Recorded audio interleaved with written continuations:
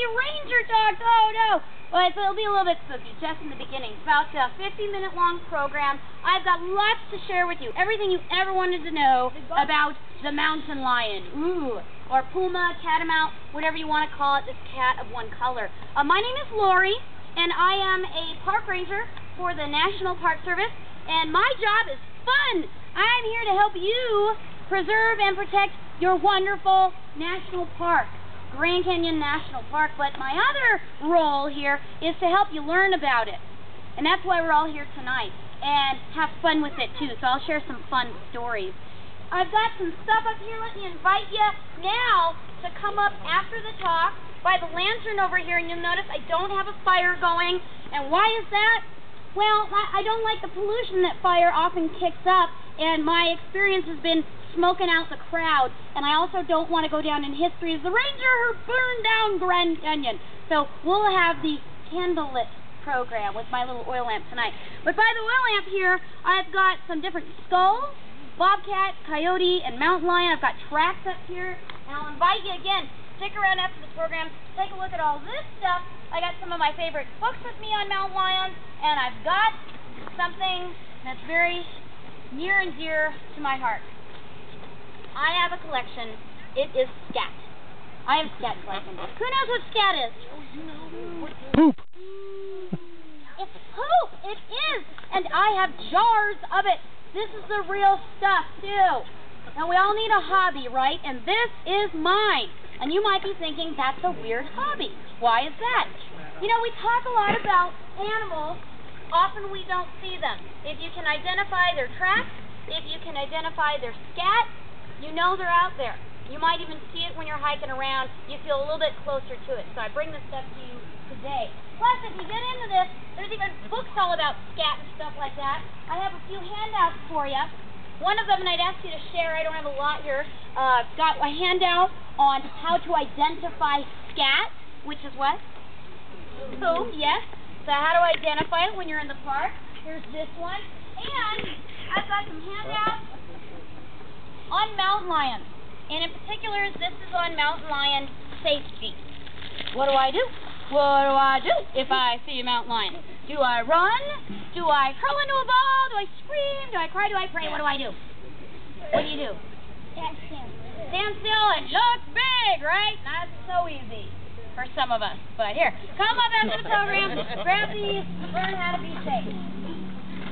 Now, if you're wondering, why a program on mountain lions? Why mountain lions? Well, they're here. And I thought you might like to know about Grand Canyon's largest predator that's out there right now.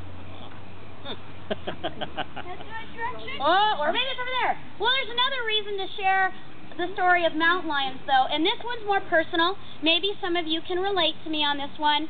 This is about fear. Anyone with me on this? I've had a fear of mountain lions my entire life. Probably has something to do with the fact that I'm a rather small human being, and I'm often nervous that I'll get confused as a food source to mountain lions. Anybody with me on this? Bless you. Mountain lions were the mascot of my high school. They were the mascot of my college. They've been in every national park I've been in, from Everglades up to Mount Rainier. For the last 9 years I've been living and working in mountain lion habitats. I had to go to Alaska, into the subarctic, work in Denali to not be in the same habitat as mountain lions. Anybody else nervous about them like me? Is it as scary as the gunslinger? Is it going to be as scary as the gunslinger? Well, I don't know. I don't even know what that... We don't have TV out here. Well, looks like I have a very well-adjusted group of people here. No one's scared of mountain lions. That's good. Good for you. But just so you understand, why is the little ranger so scared of mountain lions, I thought I would share some stories with you. From this book, Cougar Attacks, Encounters of the Worst Kind, and this is the scary part. This is the scary part, the next few minutes here. Just so you understand why I have a fear of mountain lions. Okay, some stories from Arizona.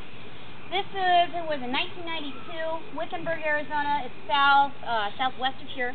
There was a woman who had a ranch and a barn, great huge area of property, horses, cattle, all that stuff. And as she noticed, she lost one of her colts. one of her small horses. So she goes out looking for it. And like any good scary story, when does she go out looking for it? At night, when it's getting dark, like it is right now. So she goes out looking for her coat. And sure enough, she notices a fence post has fallen over. So she picks up the fence post, throws over her shoulder, and starts walking back towards home. And as she's getting closer to the barn, she notices all the horses are doing this all agitated in the corral, right? And so she turns around. What's right behind her? The mountain lion. It's stronger. And this thing leaps up right out at her.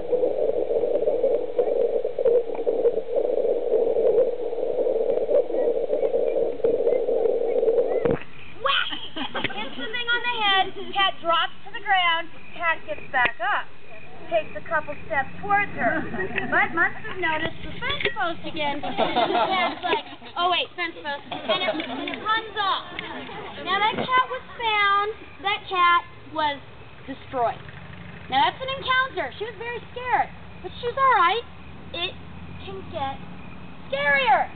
I mean, look at this book. It's not that little. There's a lot of stories to keep you up at night in here. Okay, this is back in 2002 in Lake Bartlett, Arizona. Family of 4.